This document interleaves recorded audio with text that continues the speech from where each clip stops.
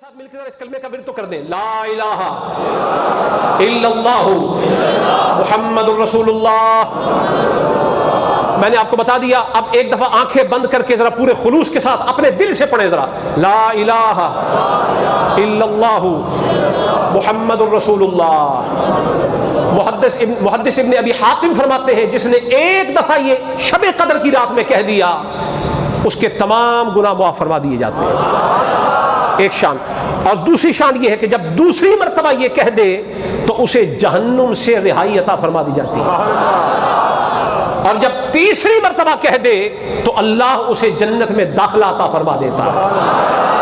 ذرا آج کی رات سارے سنی ذرا ایک دفعہ مل کے کہیں، لا الہ الا اللہ، لا الہ الا اللہ، لا الہ الا اللہ، لا الہ الا اللہ، لا الہ الا اللہ۔ بارک اللہ۔ آپ نے 3 سے بھی اوپر اس کا تکرار کر لیا، 3 کی شان یہ ہے تو زیادہ کی شان کیا ہوگی؟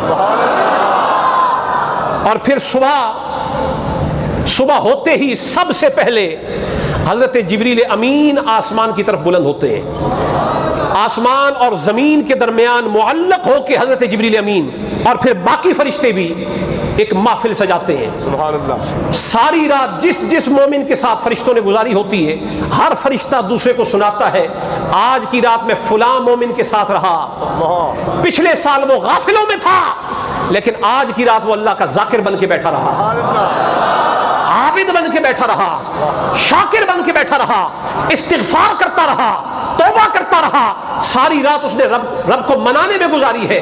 ہر فرشتہ مومن کا حال بیان کرتا ہے، گویا جس مومن نے شب قدر زمین پر گزاری ہے اس کے نام کی محفل آسمان اور زمین کے درمیان سج رہی ہے۔ یہاں سے فرشتے پہلے آسمان پر جاتے ہیں، وہاں پھر یہ محفل سجتی ہے، دوسرے آسمان پر جاتے ہیں پھر محفل سجتی ہے، تیسرے پر جاتے ہیں پھر، چوتھے پر پھر، پانچویں پر پھر، چھٹے پر پھر، 7ویں پر جاتے ہیں تو سدرۃ المنتہا پکارتا ہے۔ یہ وہی درخت ہے جس میں یہی فرشتے جو شب قدر کی رات میں زمین پہ آتے ہیں، سدرۃ المنتہا کہتا ہے، اور مجھ میں رہنے والوں اور میرے اندر بسنے والوں ساکنان، میرا بھی تو تم پر کوئی حق ہے نا، تم مجھ میں رہتے ہو، میرا بھی تو تم پہ کوئی حق ہے، جن سے تم محبت کرتے ہو، جو اللہ سے محبت کرتے ہیں میں بھی تو ان سے محبت کرتا ہوں، جن کی محفلیں تم نیچے مختلف طبقات میں سجا کے آئے ہو، مجھے ان کا ذکر نہیں سناؤ گے کیا؟ مجھے بھی تو بتاؤ شب قدر کی رات اللہ کا ذکر کرنے والے کون تھے؟ پھر وہاں سدرۃ المنتہا کو سنایا جاتا ہے، اور کیسے سنایا جاتا ہے؟ حدیث کے الفاظ ہیں، صرف نام نہیں بتایا جاتا کہ فلاں آدمی، ساتھ باپ کا بھی بتایا جاتا ہے۔ سدرۃ المنتہا پر جا کے شجرے کھل جاتے ہیں، شجرے بولو شجرے کھل جاتے ہیں۔ کیوں؟ رات رضائے مصطفیٰ والی تھی، رات رضائے مصطفیٰ کی تھی۔ شجرے کیوں کھلے؟ کہو رضائے مصطفیٰ انہی کو ملتی ہے جن کا شجرہ ٹھیک ہوا کرتا ہے، شجروں میں خرابی ہو تو نہیں ملتا۔ میں ضمناً ایک بات پیش کر دیتا ہوں، حضور کی ایک حدیث سے فرمایا جو شخص مجھ پر جمعے کے دن درود پڑھتا ہے، یہ اسی سے تطبیق میں کرتے ہوئے، جو شخص جمعے کے دن مجھ پر ایک مرتبہ درود پڑھے، حضور فرماتے ہیں کہ اللہ نے ایک فرشتہ مقرر فرمایا ہوا ہے، یوکل اللہ بذالک ملکا، اللہ نے ایک فرشتہ رکھا ہوا ہے جو مجھے آ کے بتاتا ہے یا رسول اللہ آج آپ کے فلاں غلام نے درود پڑھا ہے، مجھے اس کا نام بھی بتاتا ہے، اس کے باپ کا نام بھی بتاتا ہے، فأثبته عندي في صحیفة بيضاء، حضور فرماتے ہیں میں اس کا نام اور اس کا شجرہ اپنے پاس سفید دفتر میں لکھ لیتا ہوں۔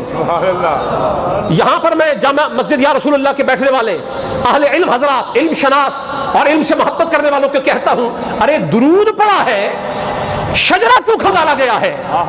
درود کے ساتھ شجرے کا تعلق کیا ہے؟ اس موقع پر درود سے شجرے کا تعلق بتاتا ہے۔ درود پڑھنا یہ غلیظ شجرے والوں کا، درود کا انکار کرنا یہ غلیظ شجرے والوں کا کام ہے، اور جو درود محمد مصطفیٰ پر پڑھتا ہے ان کے شجرے کلیئر ہوا کرتے ہیں، صاف ہوا کرتے ہیں۔ اور لکھنے کا مقصد کیا ہے؟ کل قیامت کے دن جب شفاعت کا مرحلہ آئے گا یہی دفتر کھلے گا، اور حضور دیکھیں گے کون کون مجھ پہ درود پڑھتا رہا، پھر شفاعت ہوگی۔